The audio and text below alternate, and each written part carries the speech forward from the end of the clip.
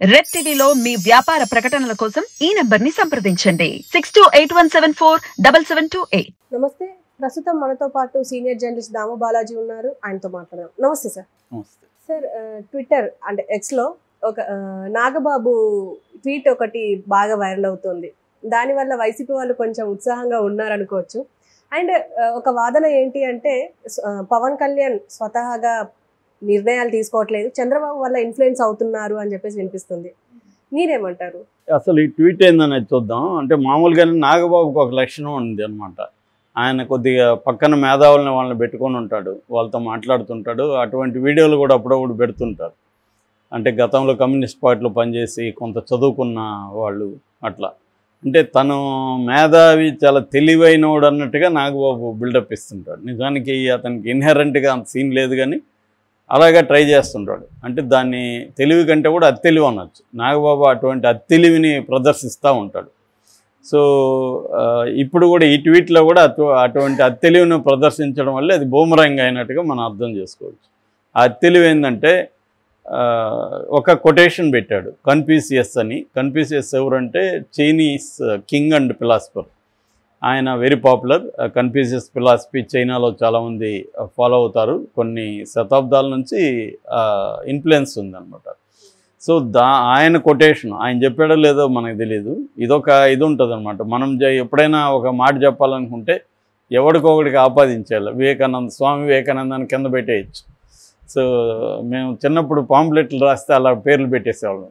పండిట్ జవహర్లాల్ నెహ్రూ అన్నాడు అనేసి. అన్నాడో లేదు ఎవడు చెక్ చేయాలి, అలాగే ఏమన్నా చేశాడని కూడా డౌట్ వచ్చింది నాకు.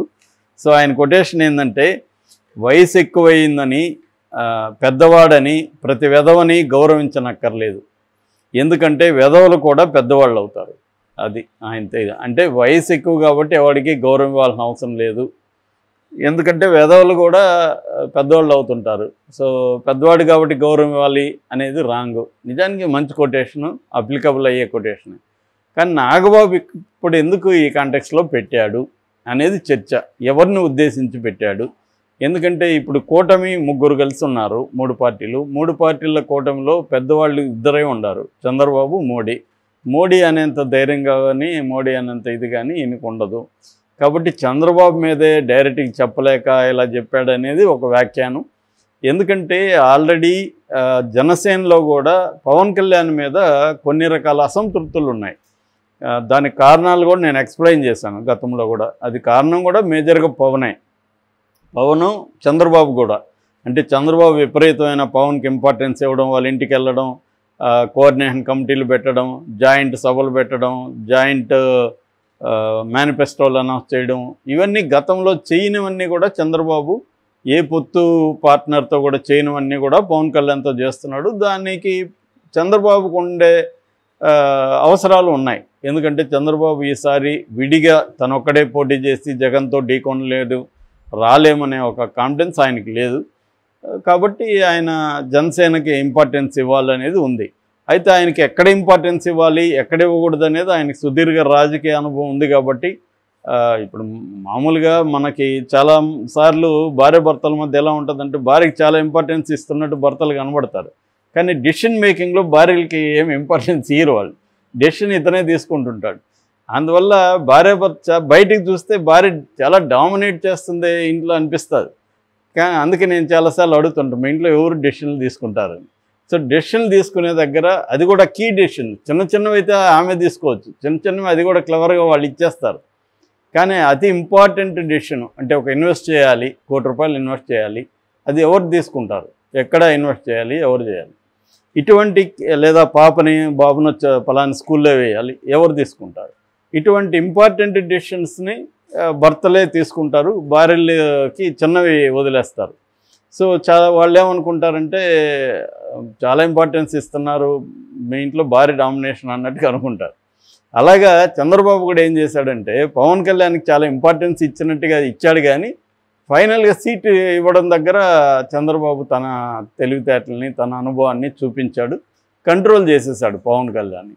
అంటే చివరికి 24 అసెంబ్లీ ఇస్తే బీజేపీకి త్యాగం చేయాల్సి వస్తే చంద్రబాబు త్యాగం చేయలే, పవన్నే త్యాగం చేయమన్నాడు. ఎందుకంటే బయటికి నిజానికి చంద్రబాబుకి బీజేపీ అవసరం పవన్ కంటే. పవన్కి ఎందుకు బీజేపీ అంటే ఏమన్నా నేషనల్ లెవెల్లో కుదిరితే ఒక మినిస్టర్ ఇస్తారేమన్నా ఆశ తప్ప అది గ్యారంటీ లేదు. చంద్రబాబుకి ఎందుకు? నెక్స్ట్ తను ఓడిపోయి జగన్ అధికారంలోకి వస్తే మోడీ అక్కడ ఉంటే తనని అరెస్ట్ చేసే అవకాశం ఉంది. తను అధికారంలోకి వచ్చినా మోడీ అక్కడ ఉంటే మోడీకి అనుకున్నాడంటే ముఖ్యమంత్రి అయినా కూడా కేజ్రీవాల్ని చూసాము, హేమంత్ సోరెన్ చూసాము, ఈడీలు వచ్చి లోపలేసిస్తాయి.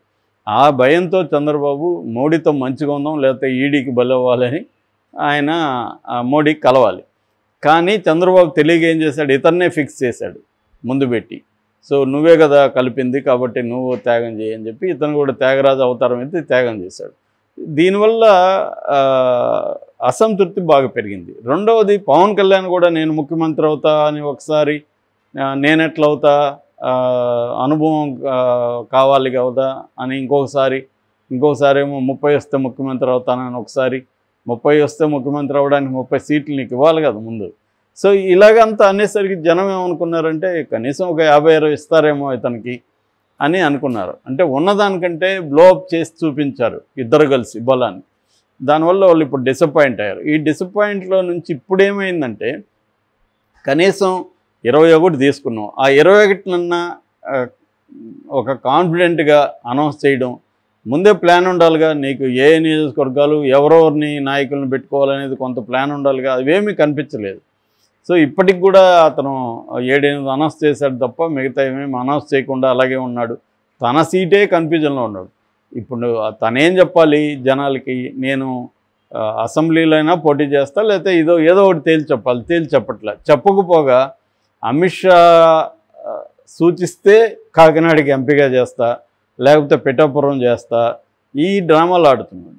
దీన్నేమో వాళ్ళు కొంతమంది అదేదో అంటారు మామూలుగా, ఎందుకు పడ్డారు అంటే పడలేదు పల్టీ కొట్టానన్నా అంట. అలాగా ఇతనికి ఇన్ఎఫిషియన్సీని కూడా చాలా ట్రాప్ వేస్తున్నాడు. జగన్ ట్రాప్లో పవన్ ట్రాప్లో జగన్ గిలగిల్లాడుతున్నాడని ఎవరో పోస్ట్ పెట్టారు. ఏం ట్రాప్ అంటే ఎక్కడ పోటీ చేస్తున్నాడో తెలియకుండా జగన్ ఏమారుస్తున్నా అంట.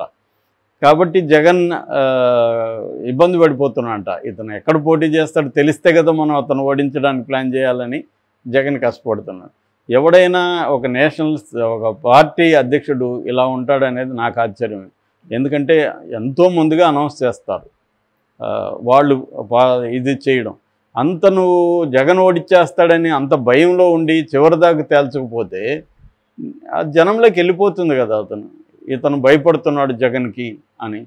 సో నువ్వు ఆ సత్తా కూడా లేకపోతే, ముందుగా నియోజకవర్గం అనౌన్స్ చేసే సత్తా కూడా లేకపోతే, ఇప్పుడు చంద్రబాబు అలా చేయట్లేదు, లోకేష్ అలా చేయట్లేదు, బాలకృష్ణ అలా చేయట్లేదు, జగన్ చేయట్లేదు, ఏ లీడర్ కూడా తన నియోజకవర్గం ఏదని తేల్చకుండా ఉండరు. కానీ ఇప్పటికి కూడా పవన్ కళ్యాణ్ తేల్చకపోవడం. రెండోది అమిత్ షా చెప్తే అని. అమిత్ షా ఎవడు నీకు చెప్పడానికి? నువ్వు పార్టీ లీడర్వి, అమిత్ షా నీకెందుకు చెప్తాడు? సో ఈ కన్ఫ్యూజన్ ఉంది. ఈ కన్ఫ్యూజన్కి కారణం చంద్రబాబే అని చాలామంది నమ్ముతున్నారు. ఎందుకంటే చంద్రబాబు కంప్లీట్ గ్రిప్లో పవన్ కళ్యాణ్ ఉన్నాడని. మేబీ ఈయనకి కూడా అలాంటి కోపం ఉందా నాగబాబుకు కూడా చంద్రబాబు మీద? ఎందుకంటే నాగబాబు టికెట్ కూడా పోయింది. అనకాపల్లి అనుకున్నారు, నాగబాబు టికెట్ కూడా త్యాగం చేశాడని పవన్ కళ్యాణ్ ఓపెన్గానే చెప్పాడు. సో పైకి ఎన్ని చెప్పినా దీని లోపల, ఎందుకంటే మళ్ళీ 5 ఏళ్ళు వెయిట్ చేయాలి, మళ్ళీ వస్తుందో రాదు. కాబట్టి టికెట్ పోయిందంటే బాధ ఉంటుంది, కోపం ఉంటుంది. దీనికి కారణం ఎవరు అనేది అనుకున్నప్పుడు చంద్రబాబే. సో చంద్రబాబు మాట ఆయన పెద్దోడు కాబట్టి వినాల్సిన అవసరం లేదని ఇలా పెట్టాడా అనేది ఒక వెర్షన్. కాకపోతే రెండో వెర్షన్ జనసైనికులు చెప్పేది ఏంటంటే ఇది హరిరామ జోగయ్య ముద్రగడలను ఉద్దేశించి చెప్పింది అని. కానీ ఇప్పుడు చెప్పాల్సిన అవసరం లేదు వాళ్ళని చెప్తే. అంతకుముందు చెప్పుంటే, ఎప్పుడైతే వాళ్ళు లెటర్లు రాస్తూ ఉన్నారో అప్పుడు కానీ ఈయన పెట్టుంటే అది కరెక్టే. హరిరామ జోగయ్య ముసలోడు అయిపోయాడు, ఈయన భాషలో అతను ఒక ఎదవ, అతని ఏజ్ అయింది కాబట్టి పెద్దోడని అతని మాట ఎన్నక్కర్లేదని అప్పుడు చెప్పచ్చు. ఇప్పుడు అసలు హరిరామ జోగయ్య ముద్రగడ ఓపెన్గా వైసీపీలోకి వెళ్ళిపోయారు కదా. హరిరామ జోగయ్య కొడుకు వెళ్ళిపోయాడు, సూర్యప్రకాష్, ముద్రగడ వెళ్ళిపోయాడు. ఇప్పుడు వాళ్ళు చెప్పడం ఎవరు వింటారు? అవసరం లేదు కదా. కాబట్టి క్లియర్గా ఇది చంద్రబాబును ఉద్దేశించే, లేకపోతే వీళ్ళ కాంటెక్స్ట్లో ఇంకే పెద్ద అయినా లేదు. కాబట్టి నాగబాబు చాలా అతి తెలివి చూపించాడు. కానీ దొరికిపోయాడు అని పెడుతున్నారు. దీన్ని మరి నాగబాబు క్లారిఫై చేస్తాడా నేను చెప్పింది ఎవరి మీదని, లేకపోతే వదిలేస్తాడా? ఒక గమనిక కూడా వేస్తాడు. అందుకని ఆ గమనిక ఏంటంటే ప్రతి ఒక్కడు ఏది పెట్టినా మాకే అని తడుముకుంటున్నారు, నేను ఎవరిని ఉద్దేశించి పెట్టలేదు, అదేంటి ఇది ఎన్నికల సమర సమయంలో ఒక జీవిత సత్యం చెప్పాను. ఇదే నేను అనేది అది తెలియని. అంటే ఎదుటి వాళ్ళు నమ్ముతారని వీళ్ళు నమ్ముతారు చూడు, అదే అది తెలివి అనమాట. నువ్వు ఇప్పుడు ఎందుకు జీవిత సత్యాలు చెప్తున్నావు? ఒక రాజకీయ నాయకుడు జీవిత సత్యాలు ఏమి చెప్పడు. అతనికి ఏది పెట్టినా దాని వెనక ఒక పర్పస్, ఒక అర్థం, వ్యవహారం ఉంటుంది. కానీ అది కాదని చెప్పాలి. అదే నేను చాలాసార్లు చెప్తుంటాను. నేను తానేమనుకోవాలో చెప్పడు, తానేమనుకోవాలని ప్రజలు అనుకోవాలో అది చెప్తాడు రాజకీయ నాయకుడు అని. ఈయన కూడా అదే అటువంటి తెలివి ఇంకొకసారి చూపించాడు.